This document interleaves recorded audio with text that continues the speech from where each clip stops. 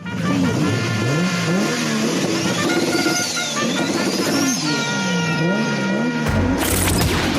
entered the Houston Running Zone, the ultimate podcast for runners in the Houston area, featuring the everyday runners who inspire us, clubs, gear, races, and runcations. Houston, we've got the runs. All right, today in the zone, I have the race director for several races, including the Art Car 5K here locally at Saint Arnold Brewing, oldest craft brewery in Texas. Here to talk about, races, building community around races is Eric Lindberg. Eric, welcome. Thanks. Great to be here. Glad you're on. You just had the Art Car 5K, which you guys produced rave reviews over the last years as it progressed from Santo to now Art Car. But how in the world did you build this community? Obviously, Art Car, Santo ramped up. But you kind of started with races in the Dallas area, and you guys have this massive community of brewery races. How in the world did you get this thing going? And it's like this beast. Well, I can't give all my secrets away, but, we figured out, and I don't know what it was, but for some reason, runners love to drink beer after they're done running. And I'm one of them. So we started in Fort Worth, working with Rar and Sons, and they were a sponsor of some races that we worked on here in Dallas, and they would donate beer. And gosh, this was 13 years ago. We had a meeting with Aaron and Fritz, who are the owners of RAR. And we were actually pitching them on, because they're a very German family, and pitching them on, all right, well, when you do donate beer to races, let's build this fun beer garden that we can take around to the races. So you're truly activating, your brand and letting the runners know, what beer this is, and talk about the beers and the different brews they have. And the conversation has gravitated to, well, why don't we just do an Oktoberfest 5K here? And, who am I to say no to that? That's a dream. So that's kind of where it started in terms of producing events for breweries. And that race this was last year's year 12. So this will be year 13 for that event. And then St. Arnold was knock on wood, fortunately for my company, we've not had to make a lot of cold calls to go get clients. We've been very fortunate to have our phone ringing. But St. Arnold was one of the calls I made. We were producing a race down in Houston called the Dad's Day 5K, which retired after 20 years. Like I said, I like to run and drink beer. So I was over at the beer garden. Actually, it wasn't even the beer garden then. It was the beer hall, and said, you know what, we could probably do a run over here. I mean, St. Arnold on the north side, there's not, at that time, there was not a ton of residential around. There wasn't retail around. So the ability to get a permit was great. And then, as you mentioned, St. Arnold being the oldest craft brewery in Texas, they already have a tremendous following. So I called in, talked to Lenny. If everybody knows Lenny at St. Arnold. And he said, hey, funny, we were just talking about doing a run, and hey, Eric, tell me what you do. And we made a quick pitch to him, and Lenny said, all right, let's do it. And the Santo de Mayo 5K was born. That's cool. Well, obviously you said you're a runner, and obviously you have a running journey, but to me, it's the community. It's like running's free. Like I could run outside my door, and beer. I have beer in my fridge, kind of a staple, but is it the community that you get, like, they just want to hang out longer, or they have something to look forward to, especially now that things are open back up? What's the magic? Is it just people just love people, or what is it that makes it such huge? I mean, I think there's a couple of ways to answer that. And there's not one right answer for it. Like, I'll give you an example. This morning, I ran 5 miles in my neighborhood. I didn't see a soul. I was bored out of my mind. I ran with my phone, listening to music. And still, it's trudging through my neighborhood by myself for 5 miles is the most difficult thing in the world for me to do. But you put me in a race with 3,000 people, 4,000 people at a brewery, and there's music and it's colorful, it's fun, there's a lot going on. And that 5 miles is easy. So I think from a runner and even from a walker's perspective, when you kind of get in a crowd like that and it's a fun event, well managed, that those endorphins just kick in and people crave it. I mean, they love it. Yeah. I love it. I love to produce it. I know you're always having fun, which is good, because if you're not having fun, then you're at a miserable job. Well, why would you want to do that? I mean, I see like a lot of walkers, a lot of first time 5Ks, and if people just want to come out, they can do they used to call it the Fiesta Pass. What is it kind of now? Like Party Pass, I guess? Yeah. Run and party pass, or just the Party Pass. Yeah. So you don't have to run. You're the smart one. You know, 3,000 people take off running. There's no lines in the beer lines, and you just go right there. Yeah, so there's something for everybody. But you guys are doing a lot of the social runs. Can you kind of plug what you guys do there? Because people are, okay, well, they don't feel comfortable doing a race just yet, so they can kind of do like a social run, like on a lot of the Sundays in every other month, I guess. Yeah, I think that also answers that original question about what's kind of the magic. I mean, doing the social runs, we do them with the Houston Flying Saucer, and we do one at the brewery. That kind of lead up. We call it beer belly training. They lead up to the race, and so that kind of builds excitement for a lot of people. Coming to the race, and they get excited about, hey, we ate tamales from Texas Tamale does tamales for everybody. Nice. Saint Arnold does beer for everybody. You get a glass and the saucer. And then we have like anywhere between 4 and 5 different beer pacers that are out there every Sunday too. So it kind of gives you that micro feel of what the event's going to look like, having a lot of people there and being led by, a crew. So you're not alone, so to speak. Yeah. Obviously Art Car was last month. I'll drop this episode by the end of May here. Things are opening back up at the same time. There's inflation and, things going on. Obviously prices have to go up, but are there any other, because people don't realize like, oh, they can just move the date because it's too hot or it may rain, stuff like that. Mm-hmm. There are any other things that you want to let people know, like, hey, we're juggling a lot of stuff as a small crew. Like, what are some of the headaches or stumbling blocks, I should say, about putting on races? Road construction. The new Texas flower is the orange cone. That certainly is from an operations perspective, road construction can pop up at any minute. So we did, this race is traditionally in April, kicks off Art Car Week in Houston. And 2020 was going to be our first live race, but obviously COVID put an end to that quickly. So right there's a stumbling block, things you don't know about that are going to happen. That was in 2020. And then 2021, we pushed to November. And so, we went down and that north side, especially going down along the route on Jensen is just building like crazy. So we actually lost, when we went down to look at the route, we lost streets because all the development was happening down there. And so we had to make a quick adjustment to the course, we did that in 2021 and then was able to do it in 2022. So that was very interesting, going from the race in November to the race in April and having 5 months in between the race. But better to answer your question. Those stumbling blocks are, right now are supply chain, inflation, the cost of metals, the cost of shirts have all gone up. And I completely understand this, but people's lack of wanting to commit to signing up for something so far in advance that they're waiting to the last minute just for COVID concerns, weather, you name it.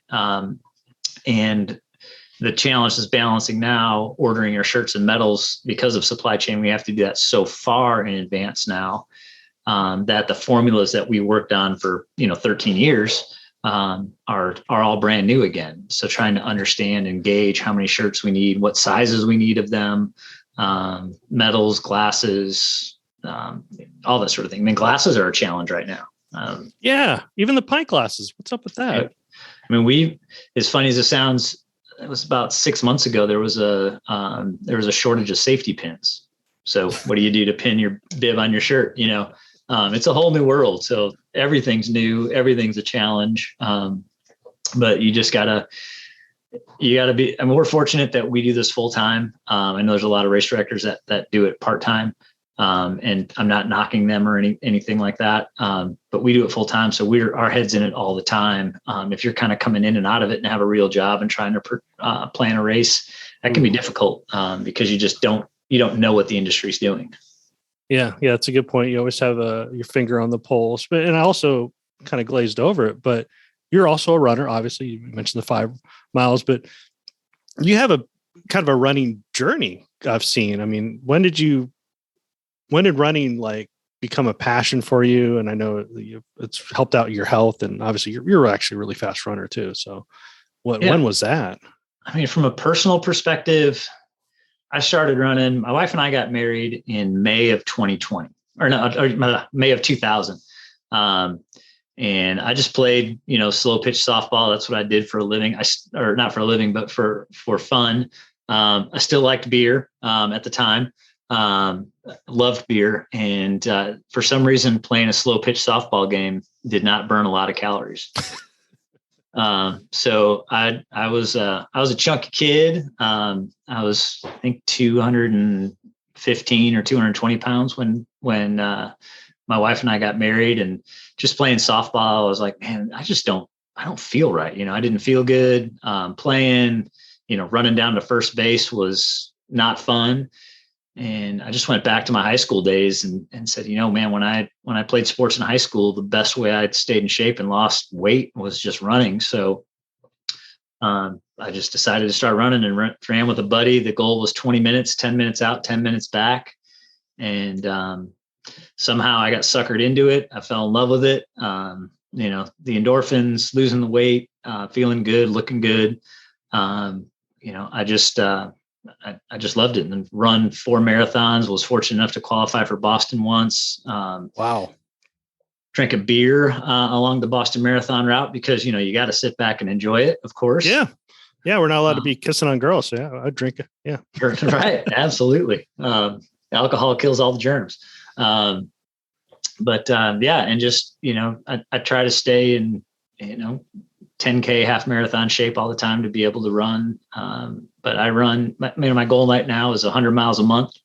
And just try to enjoy it and fun. So, and that way I can drink beer and eat a cheeseburger and it doesn't matter.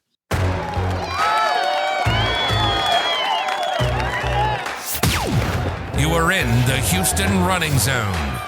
We've got the runs. Obviously got married in 2020 or 2000.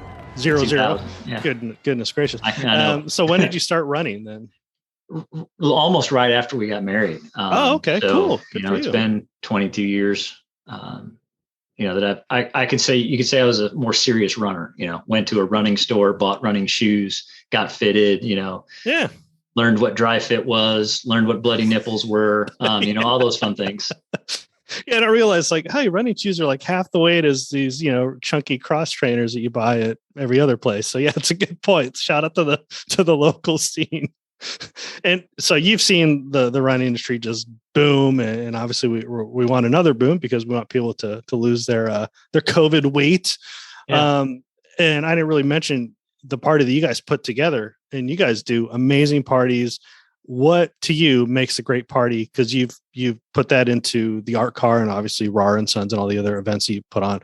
What is when people come out, what are they going to expect in your words? Because I enjoy it, but what's your words that say what you see it from the event perspective? I should say you can see their faces more than I can. Yeah, I think being a runner also helps me see that, and having participated in a lot of events. So just the entertainment from start to finish, that's the biggest thing that brings the party. I mean, we bring a really fun band. We haven't done it the past couple of years, as we were being conservative with the budget going forward. But I mean, we try to do things that no one's ever seen before, like putting the band above the start line. Yeah. And doing things like that. The space at Saint Arnold is fantastic with the beer garden now open. bringing in the big stage for afterwards and the party that goes on there. This year we did with Art Car, we featured the DeLorean. And so we had DeLoreans at the race, all Back to the Futured out. They had flux capacitors and we had art cars there as well. Because again, the goal was in 2020, this is going to launch Art Car Week down in Houston. So we'll continue to do that. This year, or 2023, we feature the VW, the Beetle. So I'm sure we'll have, all kinds of crazy Beetles out there to showcase. We do food that's included with your race. Like Taco Cabana does a huge breakfast burrito for everybody. Obviously the beer is great. The Pint Glass, the metal is a series. So this will kick off year 4 of Art Car. So that, having a collectible series, I think is really cool. So people really kind of get into that. You can even buy like a little backdrop. If we were on video, I'd show it to you if I had it. But all the art cars connect and sync into that, which is a really cool thing.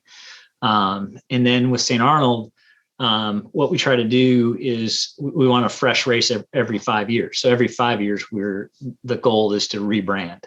Okay, cool. With Santo, we went 5 years. Art Car, we're going to go 5 years. And then we don't know what the next brand is going to be, but just kind of it refreshes it every year for all the runners and participants, so they get to see something different, every 5 years. Okay. I had no idea. I just thought because the beer was, kind of being retired type of thing. No, that's something cool to look for. It gets people involved, and yes, you change the metal every year, but it seems to be that every year people are looking forward to it. It's not like, oh, it's another race. So no, this is the Art Car. We're in. Right. Yeah. And then the other thing to mention is, and we've just started talking about it. So this 2023 will be year 9 of running with St. Arnold. And then 2024 will be year 10. So we'll look to do a 10K to commemorate 10 years of running in 2024. So, and as I'm talking, I'm kind of answering your question in my head, at least. We plan so far in advance. So we really try to take a long-term look and perspective when we produce a race, to say, we want this thing, to your point, when people say, oh no, it's the Art Car, you have to run this race.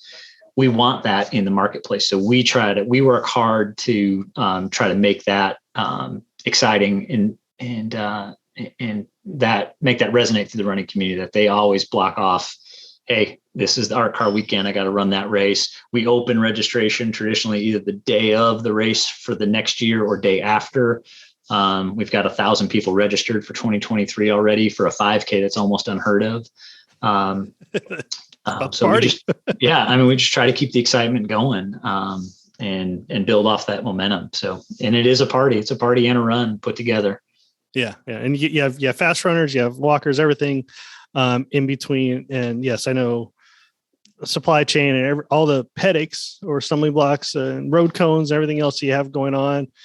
As listeners, as runners, what could we do to continue to support the community so it continues to thrive? What can everybody listening do? Is it support a club? Is it register early? You name it.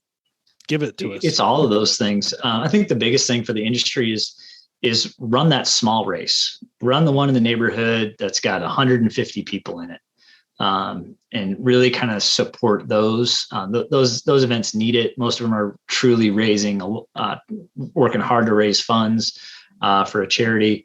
And I can touch on that about what we do with the Art Car revenue.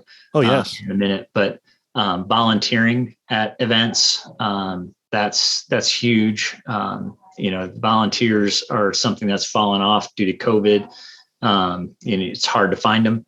And then you got to reward them when they get there. The planning a budget for a race is challenging. It's expensive to put on a race, especially if you're trying to close roads or, everybody wants to do it, in the middle of downtown and be in those cool places. But man, it's expensive.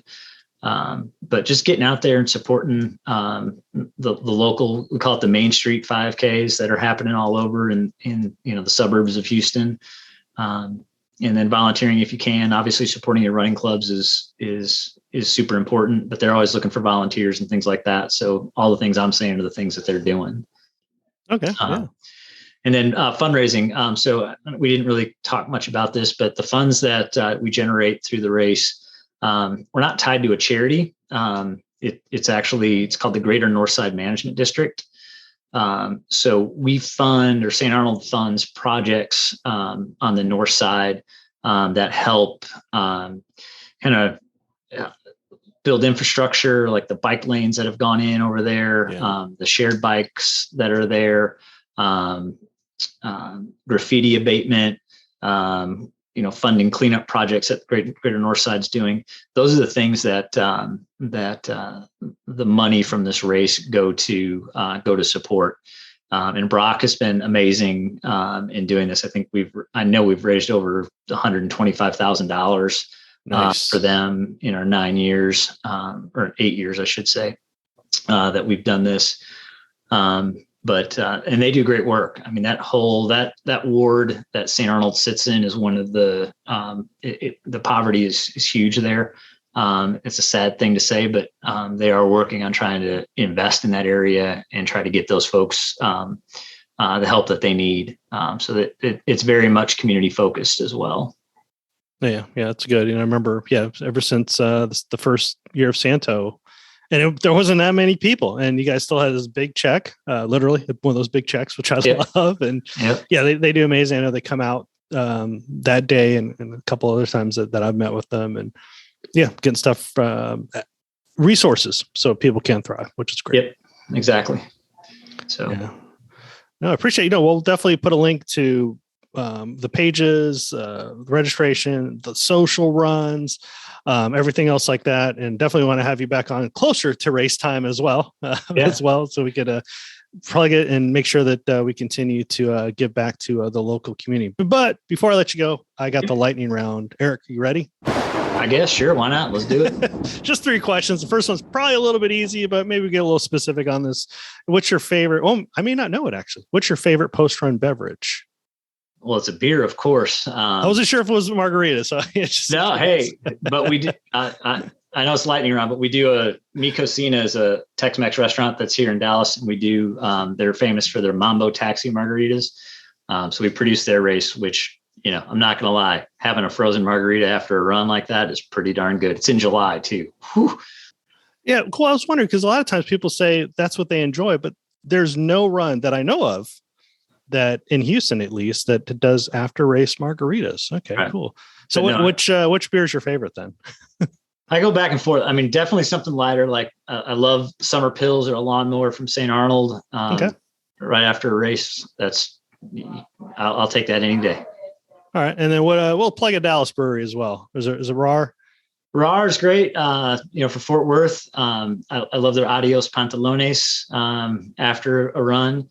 And then Pedicolis, we do that. I would have to say a Golden Opportunity is really good. And then we also do it for Deep Ellum. And their Nito Bandito, which is their Mexican style lager, is really good. Excellent. I can talk all day about drinking beers after running. So I don't know about that lightning round. Lightning is pretty much just, answer. The first thing that comes to your mind, not overthink it. Yeah, we're pretty good there. How about this one? How about if you could run with anybody famous, alive or past, who would it be? Ooh, that's a good question. Oprah Winfrey. Oh yeah. Oprah was, I got to give her credit for, kicking off our business. It was just right place, right time. People asked me, how'd you get started with On Your Left? And what did you do? And I was like, well, when Oprah announced she was running the Chicago Marathon, I don't know if it's the second or third running boom, whatever you want to call it, but another running boom happened. And especially for women, she obviously has a huge female following, and all the women that started running, and then it just changed the dynamic. The Lululemons of the world started opening up. Nike paid more attention to gear for women and, all that sort of thing. And so I got to give credit to Oprah. I'd love to chat with her for a conversational pace for a 5K. Oh yeah. And was that late 90s or was that early 2000s that she ran? I forgot. It was early 2000s. Okay. So cool. Yeah, no, she made running cool. She I did. think. Yeah. And now is it 60-40 women now? It's still about that. It varies. I think the longer the distance, I think now you're seeing more female than male. The 5K is a little bit closer to 50-50. All right. Yeah. Excellent. Especially nobody wants to see a sausage fest. Yeah. Except at our Oktoberfest. That's where we want to see your bratwursts. Yeah. that's the only time. And I just think that they're just funner to be around, more positive. Actually, my half marathon PR is in a women's focus race back in Dallas. It's no longer there. Heels and Hills. Oh yeah. Back when I ran that one, and they're like, "Oh, you can't win an award as a male, but you get a male shirt. We welcome you. It's not female only." And I was like, "This is great. Everyone's having fun." And we worked on that event. Sweet. I probably met you then and didn't even know it. There you go. Yeah, I forgot who put it together. Was it Libby Jones, and I can't remember her partner's name. That was a good time. Mm-hmm. Yeah. Well, out and back on the paved trail there. All right, cool. Yeah. We've known each other for a while then. All right. Yeah. And question number 3, what's your favorite culinary guilty pleasure? Oh, a cheeseburger from Maple and Motor. Oh, okay. Where's that at? It's here in Dallas, at the intersection of Maple and Motor Street. But killer burger. Never move. Okay. And a shiner on draft. I'll take that any day. All right. Okay. Add it to the list. Let's do it. I'm in. Next time I'm in Dallas, I'll hit you up. Look me up. Sounds good. Well, yeah, I'll definitely encourage everybody, and I will be back this year. I know I'm wearing the shirt from 2020. Obviously, that's gone, but I believe next year will be April. What's the date of the next race? April 2nd, 2023, and registration right now it's $45 through the end of August, which is a great deal. You get the 3 beers, the glass, the shirt, breakfast. If you're a fast runner, our awards are fun. We do in Santo, we did skulls, the sugar candy skulls, but we've gravitated to license plates, which are really kind of cool for Art Car. So the band is awesome. It's just a big party. So it's a great deal. If you're wanting to sign up, now's the time. Yeah, no, it's a steal. That's where all the 5Ks are, minus an awesome party. So we'll definitely plug the race and look forward to seeing you soon. Sounds good. I appreciate it, Keith. All right, man. Thanks again. As always, if you want to become the first to find out about upcoming weekly episodes, simply hit the plus, follow, subscribe button. Depends on your podcast platform. And if you're on a podcast app where you can leave a rating and review, we always love it. Hey, give us 5 stars if you like it. And if you don't like it, give us 5 stars anyways. You made it through the whole episode. But more importantly, looking forward to sharing another episode next week. Thanks for visiting the Houston Running Zone. If you know someone you'd like to be featured in the zone, go to thehoustonrunningzone.com and send us a message. Until next week, always remember, Houston, we've got the runs.